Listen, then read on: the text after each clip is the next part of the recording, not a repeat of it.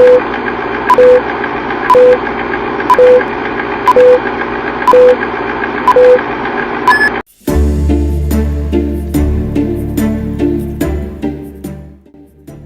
morning, ladies and gentlemen. Maligayang pagdating sa virtual na debating ito. Ako nga pala si Ina Concepcion, ang magsisilbing moderator ngayong umaga. Ngayon, ang motion ay ang pagkakaroon ng retractions si Jose Rizal noong December 30 taong 1896 sa mga makalipas na dekada at maging sa ngayon. Ang kwento tukol sa retractions ni Rizal ay nanatiling isang malaking tanong na nakaukit sa kasaysayan ng Pilipinas. Ang katanungan ito ay patuloy na nagbubukas ng pinto sa iba't iba pang mga hakaka ng argument ignited sa pagitan ng mga taong patuloy na hinahanap ang katotohanan.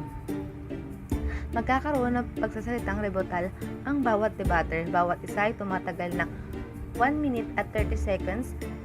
Ang mag-uumpisa ng pangkat na pumapayag ay si Maria Iway. Maaari mo ng depensa ng iyong misyon. Marian EY, affirmative side disagree about the statement. The document presented to the public is strong evidence that Rizal had truly withdrawn in Masonry and retracted. My first point is the letter of Rizal to his mother received on January 5, 1893. The letter says that the Rizal has been going to the church every Sunday in Dapitan.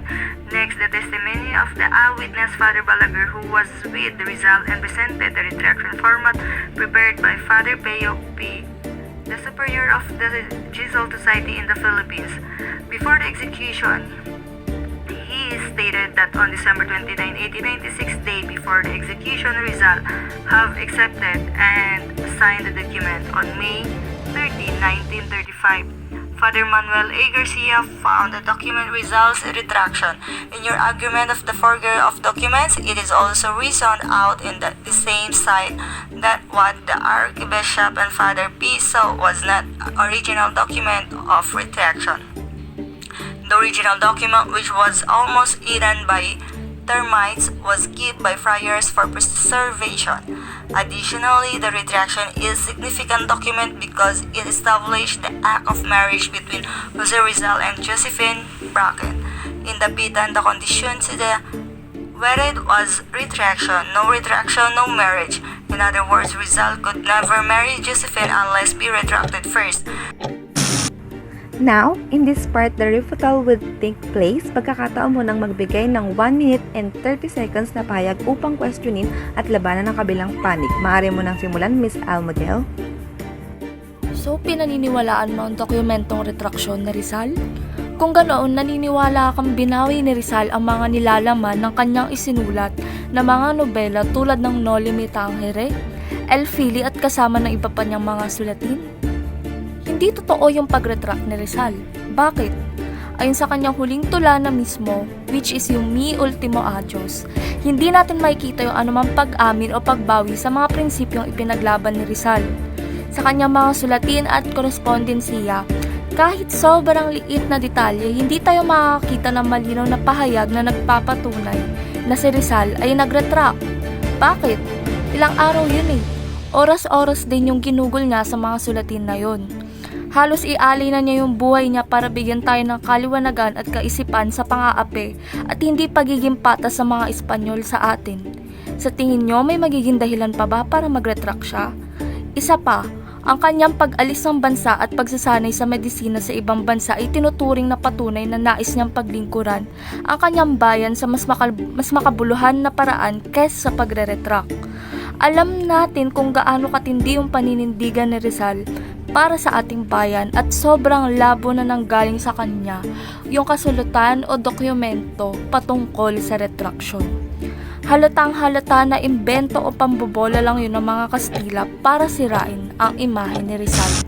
Salamat, Miss Almodel. Ngayon, pagkakataon mo na magbigay ng 1 minute and 30 seconds na pahayag upang questionin at labanin ang kabilang panig. Maaari mo nang simulan, Miss Gulapa. This evidence was based from Father Pio P. So, ang story is that it was Father Balaguer who handed him the said document. He mentioned na yung na-receive niyang exact copy was about the retraction of Jose Rizal that was signed by him, in which dinala niya yun sa Archbishop na binisita niya. And then si Father Vicente Balaguer, siya yung nag-affirm na shortly before Jose Rizal left the cell, nag-depart siya sa company with Josefina Bracken. Kasama yung sister ni Jose Rizal. Na later on, nagkaroon siya, na-separate siya doon. And he had with him the Rizal retraction. So, dineliver niya yon yung said document na yon para doon kay Father POP. And same day yon, dinala niya rin doon sa place na pinunta niya, which is yung Archbishop Gozaleda, na tinurn niya doon sa Gonzales Fejeo. And another evidence was his secretary, Gaspar Castano, testimony is also notarized. Declaration formally na ginawa noong April 25, 1917. So si Castano was a Supreme Court in Madrid. Nag-hold siya ng position in honors of President ng Salamat, Miss Kulapa. Ngayon, pagkakataon mo na magbigay ng 1 minute and 30 seconds pahayag upang questionin at labanan ang kabilang panig. Maaari mo nang simulan, Miss Manese. So, I am part of the negative side. Hindi ako naniniwala na si Rizal ay nag-retract. I do some research na ang daming mga document ng retraction ni Rizal na iba't iba ang mga nakalagay and halos lahat ng iyon ay gawa ng mga praile. Ang halimbawa na lang nito ang mga dokumento na the Balaguer testimony and the testimony of Cuerpo de Vigilancia na ang halos ng lahat ng document na ito ay walang napatunayan na totoo. Dahil ang mga document ay gawa-gawa lang ng mga praile paggaya sa sulat and pirma ni Rizal.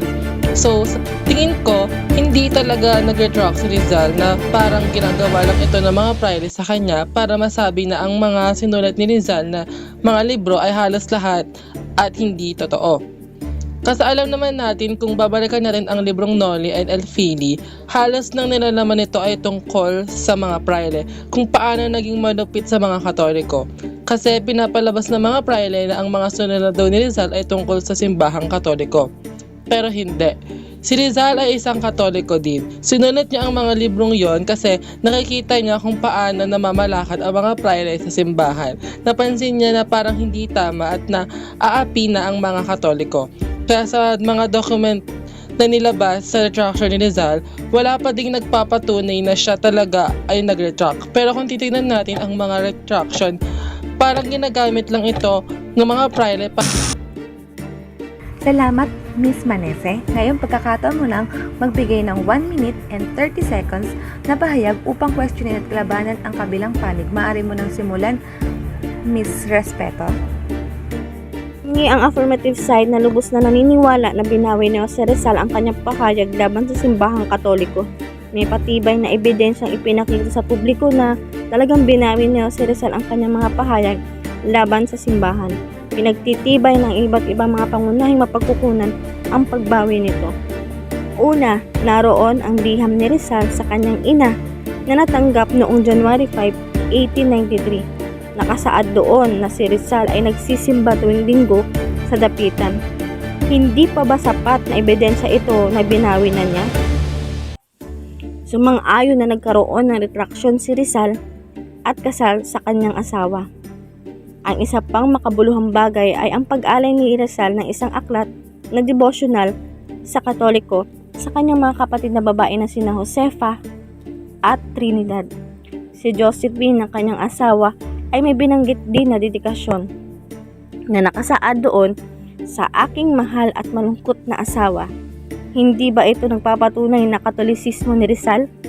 Hindi ba halata paano lumabas ang Katolisismo sa kanyang mga aksyon? Dagdag pa dito, hayagang sinabi sa kanyang liham na I abominate Masonry as an enemy of the Church and a society prohibited by the Church. Ipinahiwatig ni Rizal na ang pagpapalawig at gumamit ng superlatibong kasuklam-suklam.